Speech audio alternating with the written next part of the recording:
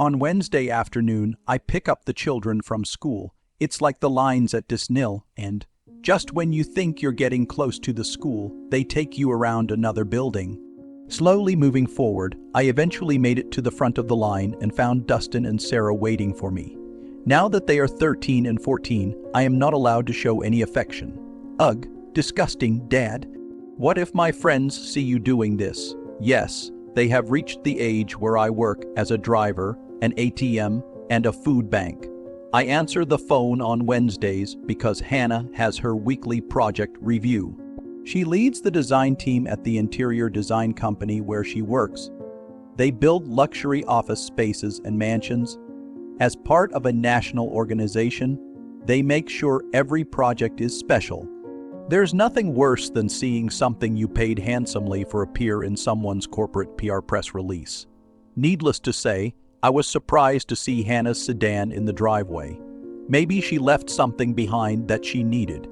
Otherwise, why wouldn't she go into the garage? While parked in my part of the garage, the kids jumped out and attacked the refrigerator. Hey, take it easy, guys, save room for dinner. Setting my briefcase on the floor, I walked into the living room to find Hannah curled up on the couch covered with a blanket. The day was warm and the house was definitely not cold. Hey, baby, what's going on? I don't feel very well. My stomach is doing some assaults and I'm having problems. What do you think this is? Must be some kind of flu. Okay, so why aren't you in bed? I was, but I had an accident. Could you please change the sheets? Taking 2 steps into the bedroom, I realized what had happened to her. I went out to the garage and grabbed a nose clip and some latex gloves. At the very least, all of our beds come with waterproof mattress covers. An old habit. When children were little, they would climb into bed and sometimes have accidents. Now we are ready, but they will only crawl into our bed when they feel worse than the dog. I wasn't going to cook dinner after this ordeal, so I ordered pizza and took a shower, emptying a can of air freshener. I sure as hell hope I don't get what Hannah is struggling with. After a week of suffering and cleaning up the crap, Hannah made an appointment with our family doctor. It was pretty much a waste of time. Predictable answers, probably the flu. Give him a little more time. See you in a week if this doesn't go away. So 2 weeks later, Hannah went to the doctor again. She lost several pounds because she didn't eat for fear it would come out the other end. Energy drinks are her cuisine. The doctor ran some blood tests, but nothing was far enough out of range to warrant any further action. Over the next few weeks, Hannah learned to live with it. She felt like crap, pun intended, and was wearing adult diapers and baggy pants to hide the fact. It was my job to pick up the groceries. No, I didn't use a list. It was easier to pay the full fare and have Hannah place the online orders. While the kids and I wanted something to do on the weekend, Hannah never felt up to it. We did some things without her. Our personal life has suffered greatly. There is nothing surprising. Who wants to do dirty things when you risk doing even more dirty things? At least I jerked off from time to time. Oh shit. 2 months later, Hannah turned to a specialist. Of course, she felt great the day before and on the day of her appointment. They did blood tests until our insurance deductible was met. Kiss these 5 pieces goodbye. Some elevated levels of unknown enzymes were found in her intestines. It made sense, but it wasn't explained why. Possibly Crohn's disease, but tests for that were negative. She was given the so popular, keep an eye on this. One evening, I jokingly asked, do you think I make you sick? How can you say that? You've been great taking care of me since this started. I'm so tired of fighting this. I wish they would find something, anything. Hannah's new life was that of a recluse. She worked a lot at home and rarely went outside. Her weight dropped another 20 pounds. From time to time, she felt better, but that only lasted until the weekend. The kids were so busy with their sports schedules that they really didn't notice how rarely Hannah attended their games. Time passed as usual. Hannah wasn't sick enough to miss work, but she was slowly losing her team. The team management demoted her. Months turned into years. Hannah felt guilty that we weren't having sex, so she took one at a time about once a week. It was better than nothing. After Dustin turned 16, he became hell on wheels. I no longer had to worry about getting him and Sarah to and from school. Now I had to worry about why they weren't home. At least Hannah was trying to help. She rarely felt 100%, but she learned to live with it. For a while, Hannah seemed to be getting better with her bowel problems, but that only lasted about 6 months. When the problems returned, everything was just as bad as before. Hannah cried a lot. Her life went on as usual. Dustin graduated from high school and was heading to college. Sarah graduated early and was also out the door. The day after Sarah graduated from high school, I cornered Hannah. "We need to talk." "Fine. What's the matter?" I filed for divorce, citing irreconcilable differences.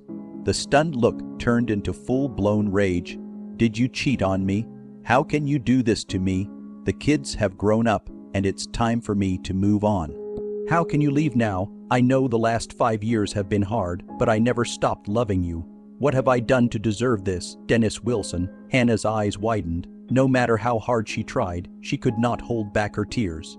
"You knew. This is a stupid question. I was just biding my time until the kids left for college. It was cheaper to support you while they lived at home. I hope it was worth it. But John, that was many years ago. We've already been through this. I'm sorry. I was wrong and shouldn't have done this. Cry me a river of tears, wrong or not. You did it and felt no remorse. Heck, you even contacted him again once you felt better." "Back off." As soon as I moved, Hannah instantly perked up. She no longer suffered from intestinal problems. I really made her feel sick. We sold the house and split the profits. I thought I could avoid counseling, but that wasn't the case. The result remained unchanged. I would rather take a chance on a new search than continue with a known cheater. When I found out that Hannah was having an affair with Dennis Wilson, I was devastated. I came across Hannah's secret email account, so I installed a program on my phone to monitor her activities. You spend your life dedicated to your partner and find that you are not enough for her. The obsession with scorching the earth faded into the background as my lawyer outlined how bleak my future life would be. Penniless, while Hannah will be able to accommodate her lover in the same house that we bought together, but which I spent all my free time restoring. It's cheaper to keep it. Wait until the children leave home. The lawyer drilled it into my head that Hannah could file for divorce at any time and my fate would be pretty shitty. This was enough to the point that I thought about fleeing the country. In the end, I did everything I could to remain her husband. I stayed, and my children became my life, counting down the days. It was while searching the internet that I found the April Fool's joke. Mixing 2 over-the-counter liquid veterinary drugs may cause intestinal upset. So I bought and stored a large bottle of each in the garage and got a pack of syringes from China. Using the indicated syringes, I injected the mixture into Hannah's coffee supplies. She loves the blueberry and hazelnut mix. The kids didn't drink coffee and I hated the mixture. For the first few days, Hannah didn't complain at all until I increased the dose of the formula. That's why that first Wednesday was so hard for her. I've clearly gone overboard. Of course, I used too much early on, but eventually I found a happy medium. It was enough to make her feel like crap, but not bad enough to send her to the doctor. It was funny how her friends, after drinking a cup of spoiled coffee together, then caught the flu. Friendly fire, I discovered that she turned Dennis down on multiple occasions. No, it wasn't because she didn't want him, she just didn't feel ready for it. He finally gave up. After a few years, I thought Hannah's novel was dead and buried. That's when I cut back on the medication, although not completely, since I was still in revenge mode. But then Hannah reached out to him again. I increased the dosage and Hannah relapsed. A week later, she again turned to the specialist. The day before, and on the day of her appointments, I made sure Hannah used conditioned coffee. Although she claimed that she was devastated and unprepared for my divorce petition, I was not moved by her tears. It was only after I gave her the investigator's report from 5 years ago that she realized how serious I was. Dennis's wife received a copy and named Hannah in her divorce petition. I made sure all of Hannah's friends and family received copies, which caused my phone to stop ringing. I was no longer the uncaring, heartless bastard who abandoned a hopelessly ill Hannah in her time of need. Dennis suffered greatly during the divorce. Now he eats ramen noodles and drinks water while his ex-wife entertains his replacement. I find this to be revenge enough. As much as I'd like Hannah to know how I did it, I'm afraid I may have crossed some legal lines. So I grin a lot. Will I get married again? Most likely no. Maybe, who knows? I can't even enjoy dating without fearing the heartbreaking pain Hannah caused me. Time heals is my last hope.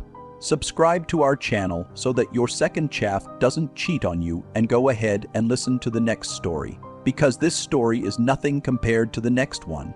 If you're under 18, don't even think about listening to the next one. Out listening to the next one.